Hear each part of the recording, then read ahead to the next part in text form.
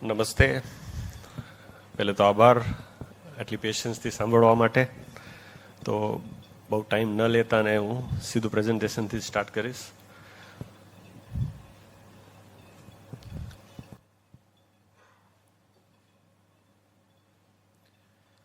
તો સૌથી પહેલાં અત્યારે આપણે ટેકનોલોજીના કયા પડાવ ઉપર છીએ એના વિશે આપણે થોડી એક બેઝિક મેક્રો લેવલની થોડી જાણકારી લઈએ.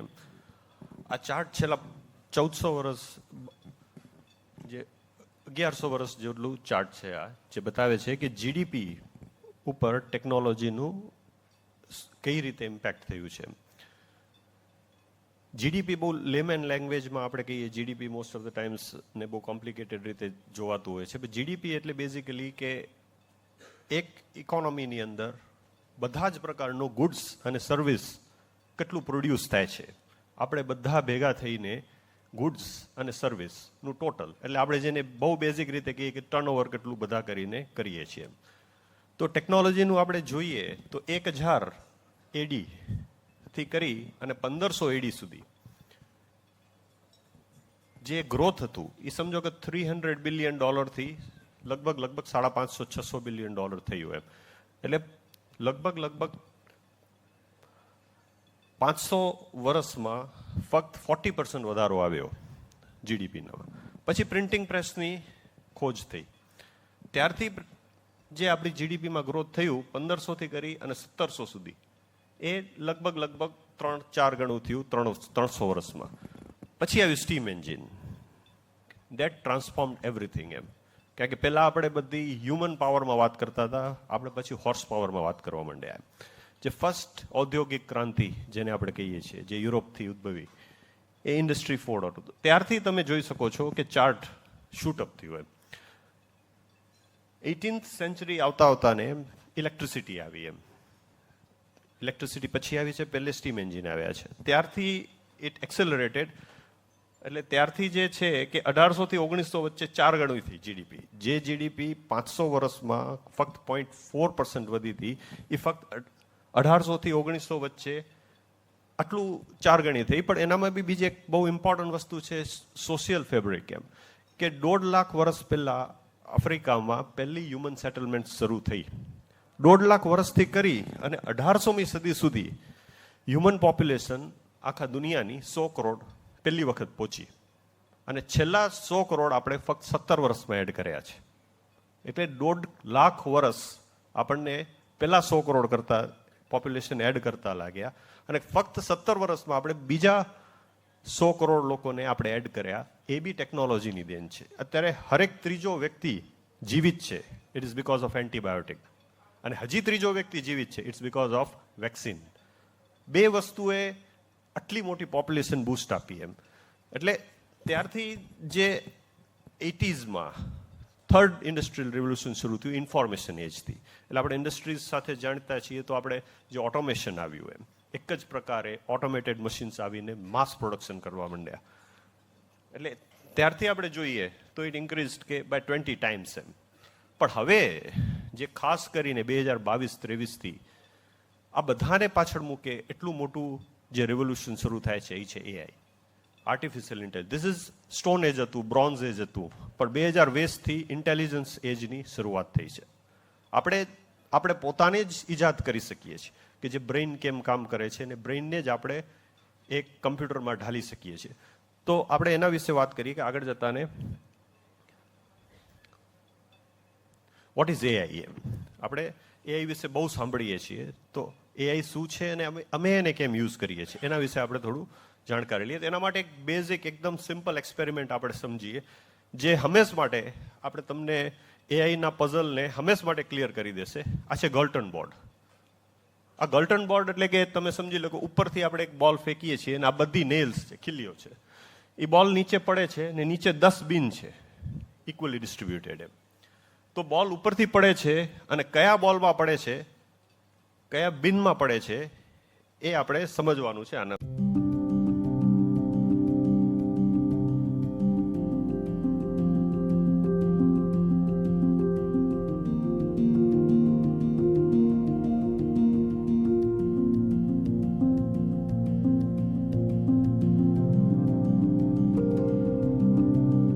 કરી શકીએ છીએ.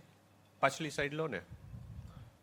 આજે ગર્ટન બોર્ડનું ઇક્વિપમેન્ટ છે, એટલે એની અંદર જ્યારે આપણે એક બોલ ફેંકીએ છીએ તો તમે આની અંદર, હવે નેક્સ્ટ સ્લાઇડ લો, નીચેની જે જેટલી બી સ્લિટ્સ છે એ બધા જ સ્લિટ્સમાં કોઈ બી સ્લિટમાં જે બોલ પડી શકે છે એમ. પણ જ્યારે તમે હંડ્રેડ્સ ઓફ બોલ ફેંકો ઉપરથી ત્યારે એનું એક નોર્મલ ડિસ્ટ્રીબ્યુશન ચાર્ટ બને છે. નેક્સ્ટ સ્ટેજ કરો ને. હા, એટલે તમારે જ્યારે વચ્ચેની 3 છે ધારો કે, તો એમાં 68% ચાન્સ હોય છે અને છેલ્લી 2 છે એમાં ફક્ત તમારે 1% ચાન્સ હોય છે.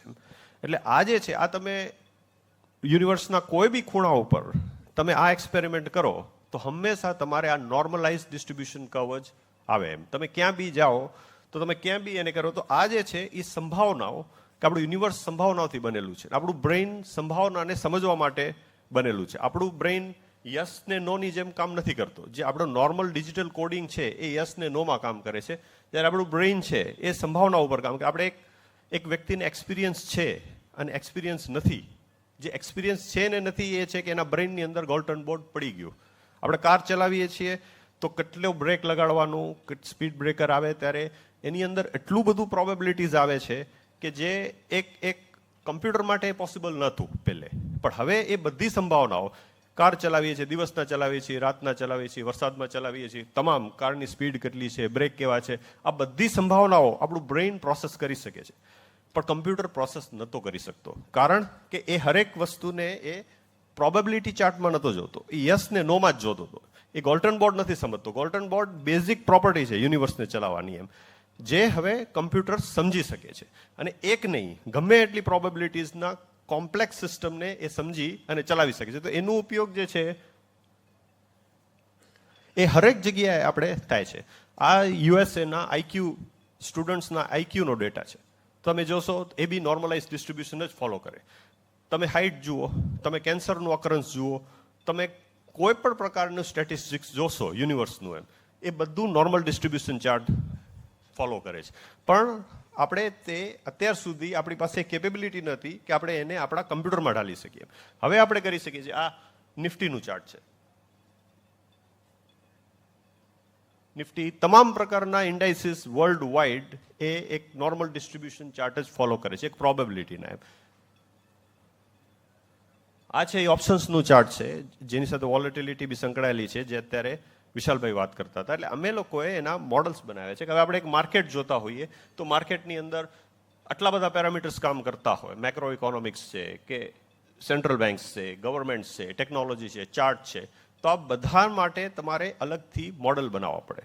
અને એ બધા મોડલ ઉપર રેગ્યુલેટેડ મોડલ હોય. આપણે જેમ આપણે કંપનીમાં એક ટીમ બનાવીએ, સેમ એવી જ રીતે એજન્ટિક ફ્લો કહેવાય છે. આપણે બધી વસ્તુઓ માટે હવે એઆઈના એજન્ટ બને છે.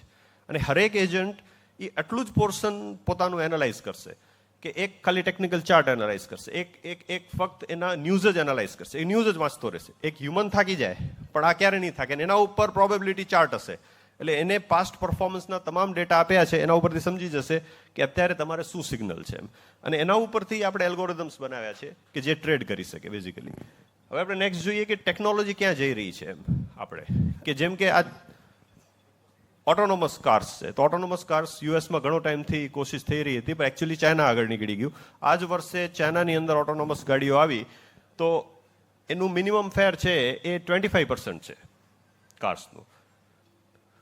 આપણે કોઈ બી કન્ટ્રીની અંદર જોઈએ તો 10% કાર્સ ડ્રાઈવ 90% ઓફ કિલોમીટર્સ. એટલે બાકીની 10% ગાડીઓ જે છે એ 10% ગાડીઓ 90% ચાલે છે, કારણ કે બાકી ગાડીઓ ઘરે જ ઊભી હોય છે. બટ ધીસ અનલોક્સ એન્ટાયર આખા ગ્લોબની બધી જ ગાડીઓ જે ઊભી છે, કારણ કે ડ્રાઈવરની જરૂર નથી. આપણે જે ઓલા છે તો ઓલામાં સીધું ચડાવી દીધું ગાડી, એટલે ઓટોમેટિકલી એ એક જેમ કે એક મેટ્રોની જેમ કામ કરવા માંડશે. કોઈ ડિજિટલ કોઈ ઇન્ફ્રાસ્ટ્રક્ચરની જરૂર નથી. આપણે જે દબાવશે એની પાસે આવી જશે, કારણ કે ડ્રાઈવર નથી. તો ચાઇનાએ એક્સપેરિમેન્ટ કર્યું, એને આ જ વર્ષની અંદર 1.8 મિલિયન રાઇડ થઈ ગઈ. એટલે હું તમને એનું એક્ઝામ્પલ આપું, ઉબરને 1.8 મિલિયન રાઇડ પહોંચતા 3 વર્ષ લાગ્યા હતા. અને ઓટોનોમસ ગાડીઓ ચાઇનામાં ફક્ત 6 મહિનાની અંદર 1.8 મિલિયન ઉપર પહોંચી ગઈ. એટલે ઓલ કાર્સ વિલ ગેટ ડેમોક્રેટાઇઝડ. તમે કાર લેશો અને એ સીધી તમારે નેટવર્કમાં જ નીકળી જશે.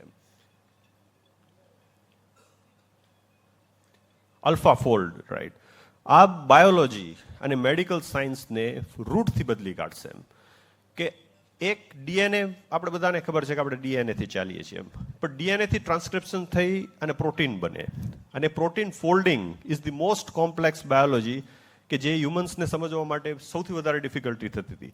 કે એક મોલિક્યુલ, એક પ્રોટીન ફોલ્ડ ગોતવા માટે એક પીએચડી થતી 2 વર્ષની કે 3 વર્ષની એમ. અલ્ફા ફોલ્ડ ગૂગલે બનાવ્યું છે, ડીપ માઇન્ડ, એમને ઓપન સોર્સ કરી દીધું. એન્ટાયર બોડીઝ, ઓલ પ્રોટીન્સ, આ એક જ આપણે અહીંયા રાજકોટમાં બી ડાઉનલોડ કરીને કરવું હોય તો આપણે પ્રોટીન શોધી શકીએ છીએ. This was open source 3 years ago. હવે એના ઉપરથી એ લોકો પ્રોટીન સિન્થેસિસ કરે છે. એટલે કે આપણે જે મેડિસિન્સ જે શોધતા હતા, જેના મોલિક્યુલ્સ વર્ષો નીકળી જતા હતા, એ હવે એ દિવસોમાં આપણે શોધીને આપી દે છે. ફોર એક્ઝામ્પલ, કે આપણે આ કોરોનાનું પ્રોટીન છે, વાયરસ છે, તો એના જે સ્પાઇક પ્રોટીન્સ છે, એ સ્પાઇક પ્રોટીન્સ ઉપર જે એને બાઇન્ડર પ્રોટીન જે જોઈતું હતું એનાથી વેક્સિન બને. હવે બાઇન્ડર પ્રોટીન શોધવું આપણા વખતે તો બી એમઆરએનએ આવી ગયું હતું એટલે 6 મહિનામાં શોધાડું એમ, પણ હજી 2018માં આને શોધવા માટે 5 વર્ષ લાગતા હતા.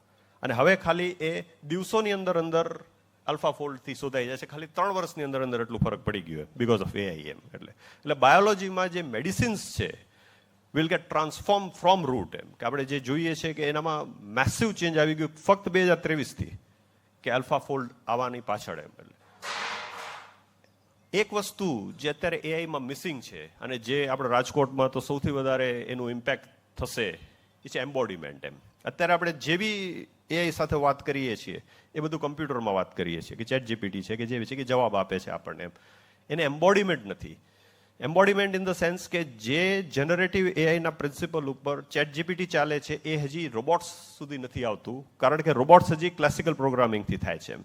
અત્યારે જે 3 થી 4 વર્ષની અંદર જેટલા જે રિસર્ચ ચાલી રહ્યું છે કે જેટલા પણ આપણે ટાસ્ક છે એને આપણે રોબોટને શીખવાડવા હશે તો આપણે એના હ્યુમન ઉપર કેમેરા લગાડી એનો વિડીયો આપશું એટલે એ રોબોટ કરતો થઈ જશે.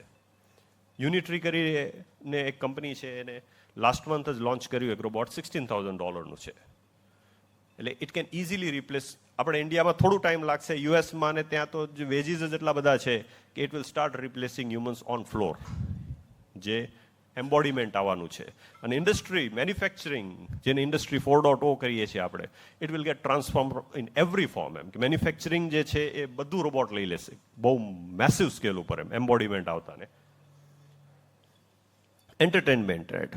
એવરી પર્સન, તમે રાતના પ્રોમ્પ્ટ કરશો એટલે હરેક મૂવી તમારા માટે બનશે. It will be made on the fly એમ. તમે જે બી પ્રોમ્પ્ટ કર્યું છે કે મારે કેવી મૂવી જોવી છે, કે મારે ડિવોશનલ જોવી છે, કે મારે એન્ટરટેનમેન્ટની જોવી છે, કે યુ જસ્ટ રાઇટ. અને એવરીથિંગ જે અત્યારની મૂવીની અંદર જે વસ્તુઓ છે અને આ બધી ટેકનોલોજી અવેલેબલ છે. ઇટ્સ નોટ કે જેમ કે એમ્બોડીમેન્ટ હવે થવાની છે, આ તો અવેલેબલ છે. It's just a question of processing. એટલે એનવીડિયાની એટલી વેલ્યુ છે કે પ્રોસેસર્સની કમી છે, ટેકનોલોજીની કમી નથી. આ પર્ટિક્યુલરમાં બધી હેલ્થ કેર, ઓપીડી, જે ઇવન સર્જરીઝ, બધી મેન્યુફેક્ચરિંગ, કસ્ટમર કેર, જે આપણે કોલ સેન્ટર્સ છે તો નીકળી જ જશે ઓલ. ઇવન આજે પણ બધા એઆઈ છે ચાલે છે. કાઉન્સેલિંગ, કન્સલ્ટિંગ, બધું, ફાઇનાન્સ, એકાઉન્ટ, બધામાં.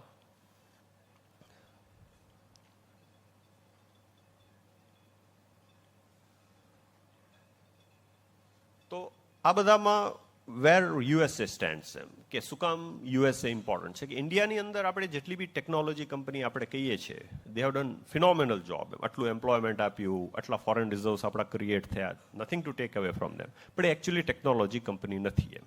એ એચઆર કંપનીઝ છે, એ હ્યુમન રિસોર્સ સપ્લાય કરે છે. They are not building their own intellectual property એમ.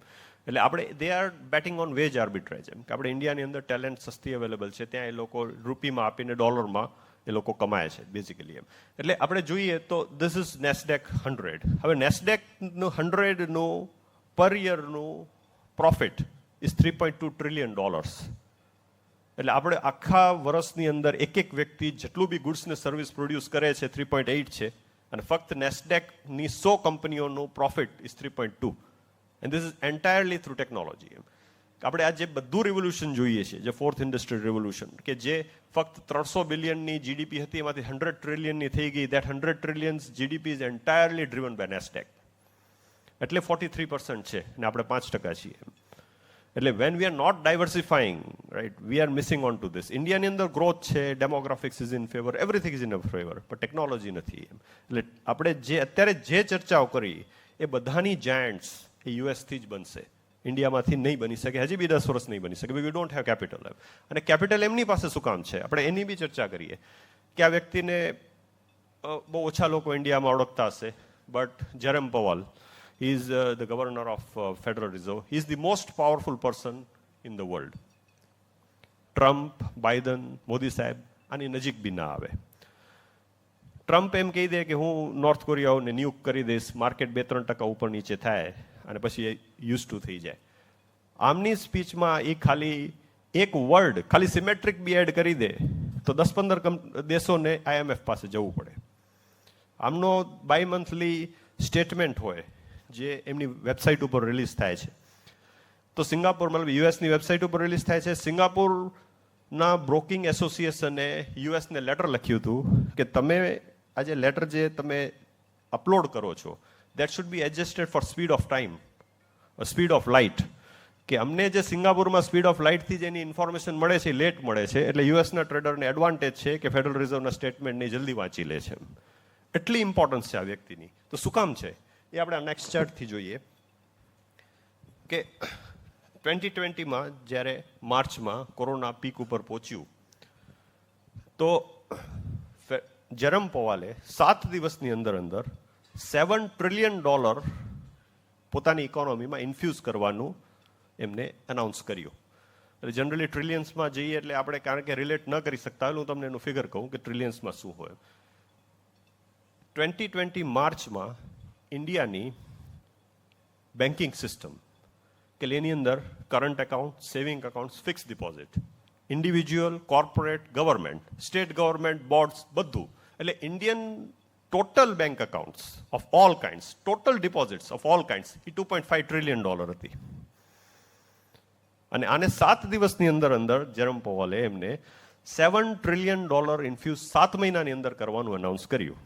એટલે 1925થી આરબીઆઈ ફોર્મ થઈ છે ત્યારથી કરી અને 2020 સુધી આપણી સિસ્ટમમાં $2.5 ટ્રિલિયન હતા અને એમને 7 ટ્રિલિયન 7 મહિનામાં ઇન્ફ્યુઝ કરવાનું એમને નક્કી કર્યું. તો we are fighting guns with swords, right, કે વી કેનોટ ફાઇટ એમ. એટલે ટેકનોલોજી ત્યાં ડેવલપ થાય છે. એમની પાસે કેપિટલ છે. આપણી પાસે ઇન્ડિયન કંપની જે આપણે ટેકનોલોજી કહીએ છીએ એ બી બધી એમની જ છે. બધી કોઈ ઇન્ડિયન કંપની એવી નથી, આપણે અત્યારે 100 યુનિકોર્ન જોઈ કે જેમાં શીખવાનું ઇન્વેસ્ટમેન્ટ ન હોય. બધા ફંડ એમના છે. આપણે જેમ ભાવિસા મેડમે કીધું કે આપણે 100 પહોંચી ગયા 2 વર્ષ પહેલા અને એ વર્ષે આપણા 50 યુનિકોર્ન બન્યા, પણ પછી એ કે નથી બન્યું કારણ કે ઇન્ટરેસ્ટ રેટ વધાર્યા એમને, એટલે આપણે યુનિકોર્ન બનવાના બંધ થઈ ગયા એમ.